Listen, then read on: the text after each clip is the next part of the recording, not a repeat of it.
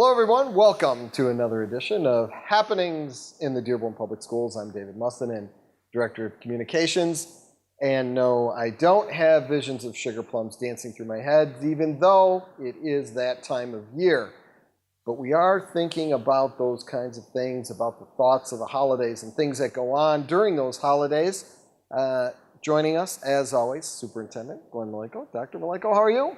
Doing very well. Glad to be here. Yeah, I'm looking forward to some of those holidays, family time, and great time of year. Great time of year. Joining us, we're going to talk a little bit, during the holidays, you're interacting with other people a lot, family members and that. So we're going to talk customer service. And joining us here to talk customer service, two people who, I tell you, probably see thousands of customers throughout the year. Our Director of Student Services, Abe Mashhour. Abe, welcome. Thank you very much. Thank you for having me. And Joanne Harris. Joanne, you are the Administrative Assistant to the Superintendent. So you're the front line right there. People, they want to talk to the big guy. They got to get through you first, right? They try. They try. Very good, very good. Well, we do get a lot of calls and a lot of people coming to visit, and that's what we're all about. We are about customer service. We're a people industry, and so it's important to us, and we have to be on top of our game, and we have to be able to meet those needs of the people coming in. Absolutely. But at the same time, there is a process, and there is a way of going about doing business, and so how does that start when calls come in? Because I'm sure you get all kinds of calls on a variety of topics. We do. So how does that process work? So we get a phone call and they say, "Oh, I pushed you because I didn't know who to push, so I just chose your number." So we try to help them out, and maybe they're a little upset because they had a problem in a building. So we explain to them, okay, did you speak to your teacher first? And no, maybe I haven't. Okay, so please speak to your teacher first. Or, oh no, I've already spoken to my teacher. Okay, well, did you speak to your principal? Well, no, I didn't know I was supposed to speak to my teacher, or to the principal, I'm sorry. Okay, well, you've already spoken to your principal. I've already done all those steps. Okay, well, how about now the executive director for the feeder school, or for student achievement? And if they haven't done that, then we'll leave a message for them and explain to them, okay, well, within 24 hours, we'll make sure that the executive director for student achievement gets back to you. We'll check their calendar. We'll take as many details as we possibly can and leave all the details for them. Listen to what they have to say, because that's one of the most important things. Get as many details as you can. A lot of times they just need to be heard. Explain to them, okay, we understand your situation. We understand what your child's going through. Take all those details. Reassure them that someone will contact them within 24 hours. Let them know that the executive directors are out at a meeting, that they're not going to hear from them in the next 20 minutes or half an hour, which sometimes is what they think. Once they hear that, they understand, they thank you for your time, and then we let Jill or Yusuf or Shannon know, and then they get back to them from there. I think if I can mention too, to tap in, or to join on what you're saying, as Joanne Harris is mentioning, customer service is important, and that's what we stand for. It's in my goals, it's in the strategic plan, but there's also a process to follow. When there's an issue going on, you want to be fair to the person that has an issue, because I've been in situations before where someone had an issue and I didn't even know about it because they never communicated it with me. So in fairness, we don't necessarily want, whether it's a teacher or a parent, we don't need to go up multiple levels right away. We need to kind of try to work it out. What I find is, I think you mentioned, people can hear it out. So if you can just sit down and talk about it, a lot of times it doesn't need to go up to a higher level because it gets resolved, because that's one of our goals is customer service. And I know in the buildings that's an expectation in the central office. And so for me, I think that's just important, that it's respectful to the people involved in the issue, that they need to be aware of it. And that's, an important aspect. But again, customer service is number one, and we do have a process. Having said that, if someone does email me, I will get back to them within 24 hours. But again, if they're jumping and haven't communicated with the principal yet, what I'm going to do is send it back to the principal anyway. So they're better off just going directly to the building principal. Now, if there was some real serious issue that might involve, something against board policy or something unethical, then human resources may be jumping into human resources. We understand that. But overall, the majority of the decisions or looking into the problems can often be resolved looking at the building. And I know when students get involved, Joanne was talking about the superintendent office, so how we operate with, you're not going to necessarily get to speak to the superintendent right away. And I can also tell you that, with my schedule, I belong in the building, that's where it should be, close to instruction. So I'm likely not going to get to that email until the evening, most days. I really can't. I might scan for emergencies, but if someone really needs to get me in an emergency, they'll call me, they'll call through her. That's kind of the way we work with those processes when there's an important issue. But it's just important to give everybody a chance and to try to resolve these issues. So that's the superintendent office, but then we have, I know, the student services department as well. They get a lot of the calls. So, when in doubt, we just transfer it over to Abe. Solves the whole thing, right? Isn't that how we work? Absolutely, absolutely. So he gets all the messages on his machine, and we're good. Yeah, that's And I don't have 1 minute, Abe will solve this. We're talking about the superintendent's office. We don't even get to see the superintendent all the time. We can't have his ear as well. So obviously our parents and community isn't going to get it that easily either.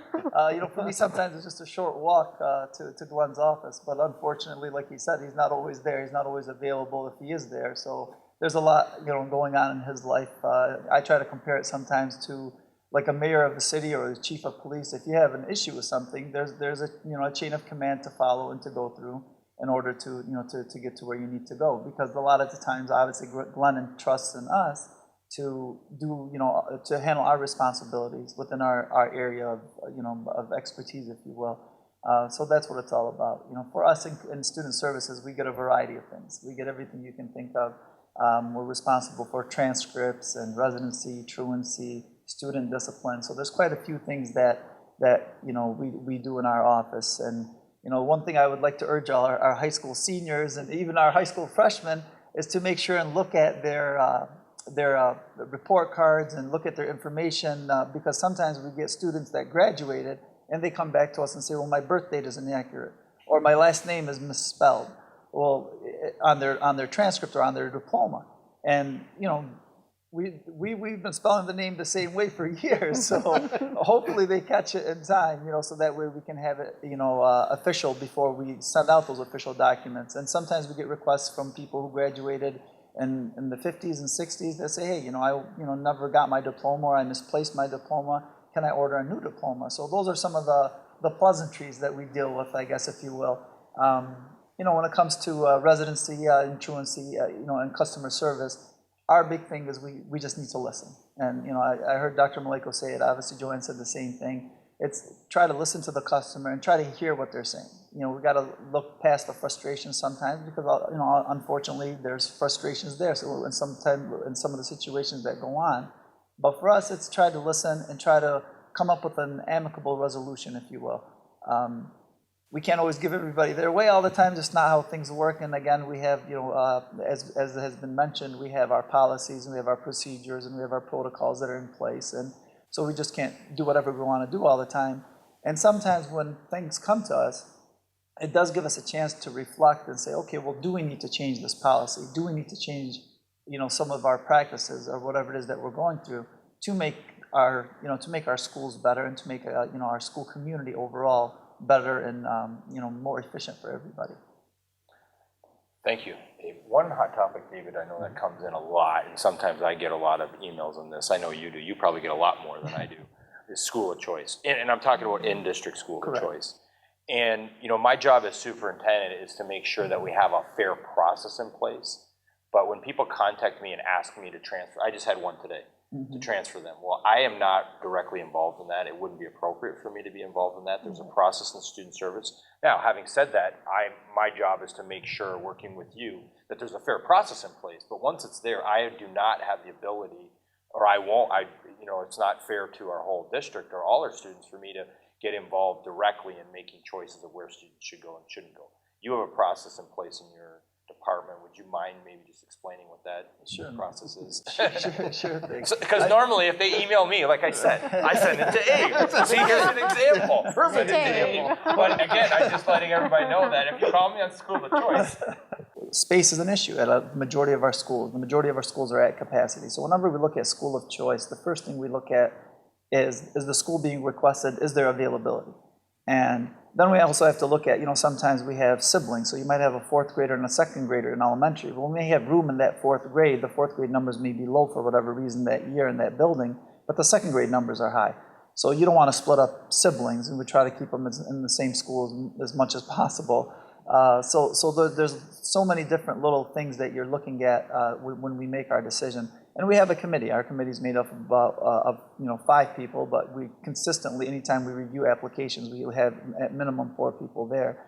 And we look at, how many people are requesting a certain school, how much availability we have in that school, and then we look at some of the hardships in those types of situations. And that's the other thing that people sometimes confuse. We have school of choice, and then we have boundary line exemptions or hardship type situations. So sometimes we may have said no to 50 school of choice applications, but we may have said yes to a boundary line or a hardship application because it's a true hardship, and we have to look and see if we can do whatever it is that we need to do to make the school experience better for a student. We try not to get too much into, well, I think this school is better than that school or whatever, which sometimes, unfortunately, people have those beliefs and those opinions. But we try to look at and say, okay, well, does this school meet the needs of this child? And if we believe the school can meet the needs of the child, then we make our decisions based on those types of things. I think that hardship one is the hard one because, when my kids were young, we took them to daycare, and a lot of parents are in that situation. Maybe because I have to get up a half hour earlier for work to get my kid over to daycare, that's not hardship. That's just a little bit of inconvenience on my part. And sometimes people get confused. That's right. And they think that that's a hardship. That's not a hardship. Yes, it's an inconvenience for you. We understand that. Right. And that, but we have 20,000 kids in this district. That's, if, my math, let's see, 2 parents, that should be 40,000 parents. So we have a lot of people here who are, that we have to, like you said, look at each case individually to determine what those factors really are. Right, and the hardship situation, like you said, there's a big difference between hardship and convenience. And sometimes, for example, and we see a lot of it when it comes to McCullough Eunice, and when it comes to Lori, because Lori is a K-8 building, McCullough Eunice is a K-8 building. Well, obviously, it's very convenient for parents to have their elementary child at McCullough and their middle school child at Eunice. However, sometimes the elementary child goes to Oakman because it's the elementary school in that area, and then they feed into Eunice. And there's just no other way to do it. And yes, I would love to make everybody's lives easier, but that's just not reality. And the other thing to consider too is people move into certain neighborhoods because Dearborn is a neighborhood school-based system, and that's how it's always been since we began. And people move into a certain neighborhood because they want their child to go to that particular elementary school or that particular middle school. So it wouldn't be fair to the people who do make those the move to that neighborhood to be bringing in kids from all over the city, that want that school for the same reasons. And class sizes jump from 23, 24 to 28 and 30 and so on. So, there's a lot of different things to consider. And for us as a committee, we try to look at it through different lenses. We try to look at it through the district lens, through the parents who live in that community, and then through the parent, obviously, that's applying for a school of choice or boundary line exemption. I know you're in charge of student due process and discipline, and when parents are surveyed nationally, they say, well, safety is obviously number one. So I just wanted to comment that, and we talked about this at the last board meeting. Dearborn just got a rated top 6 out of 89 districts in Metro Detroit for school safety. So I appreciate the work you've done there, because I know parents want to hear that. Now, eventually we're going to get to number 1, but we do have safe schools. That's part of the customer service, making sure that parents feel safe when their kids come to school. And so that's really a great thing that, we in Dearborn, and it's not just the schools, it's the school, the community, working with the mayor and the chief and the police and the relationships that you have with not only the community, but our officers that are in the buildings that are part of our community. And so I just wanted to congratulate you on a job well done there and getting that rating at 6 Well, I'd love to take the credit, but unfortunately, it's, we have excellent building administrators. We obviously have excellent teaching staff, because really the management and the safety begins within the classroom, as everybody knows. The culture of the building is set within the classrooms and within the hallways of every building. And our administrators oversee all that. And we've implemented quite a few different things. Like you said, the relationship with Dearborn Police is very, very good for us. They work terrific with our students, and they have our students' best interest in mind at all times. So sometimes the consequences are a little tough, but at the same time we do what we need to do in order to maintain those safe schools, like you're saying. And I love the fact that you started by saying we want to be number one, because that's exactly what we want. We want to be elite in every category. And like we talked about earlier with customer service, I think we have pretty good customer service, and I think sometimes it's great, but our goal is to make it elite all the time, and that's something we'll all work on. And we have that as I mentioned, in the strategic plan and my goals, and we've had Dr. Jensen on here for showing the CPI, continuous process improvement. So that's a major initiative in the district, and we're surveying, collecting data, which that's where the superintendent office and you come in, but it's also the buildings. It's not just the central office, it's how does the central office lead by example. I know, David, you play a role in that as Director of Communications and Public Relations, because we have a lot of things on the social media. I know that the social media gets really busy during a potential snow day. We've already talked about that. So they tend, actually, customer service electronically, I've been very good at responding to students all over Twitter and things. But it was kind of nice that we had a snow day cancellation. It just happened that we had the publication. We published a show there. But there's some of the things that you're doing too in your department with getting information on social media. That is right in the superintendent's office, and you're helping to direct that, getting communications out not only to parents. We have the blogs. I don't know if you wanted to comment on it. No, I think that, what you said is perfect. We have a variety of avenues that people can communicate with us, whether it be on social media, whether it be on our blogs, or just contacting our office through the phone or stopping in and visit. People call our office and they'll say, "Oh, I'm sorry to take your time," and I tell them, "No, that's why I'm here." As a matter of fact, the more you call, that's job security for me. So, but we are. That is why we're here. We're here to answer those questions. We're here to give them the information they need so that we can get them to the right department, whether it be student services or HR or to a school. And especially like when parents are calling about enrollment too. They always, where do I go to enroll? Do I go to the school? Do I go to students? Well, yeah, you can go to student services and enroll. Anytime. You don't have to wait until September. Go to the school and enroll. So we have, you're absolutely right, Glenn. We have a variety of avenues for people to use to create that communication back and forth and improve that customer service with all of our community, not just parents and students, but the community in general. And I know when they walk into, communication superintendent office, Sherry Kendi is there, the first one they'll see that greets them, and our Janet Palmer. I know we got a great staff, and they're there to serve. Joanne is there if they need to get in touch with me for some reason. I just mentioned too that our phone number in the office is 313-827-3020, superintendent office, and then you can get to communications or any of the department. I know you can punch and then get directed. And then we for sure have to give your number, because that's where they should call for all of the Dave, you 827-3005. All right, so everybody, services. there's your man. There it is. Give him a call.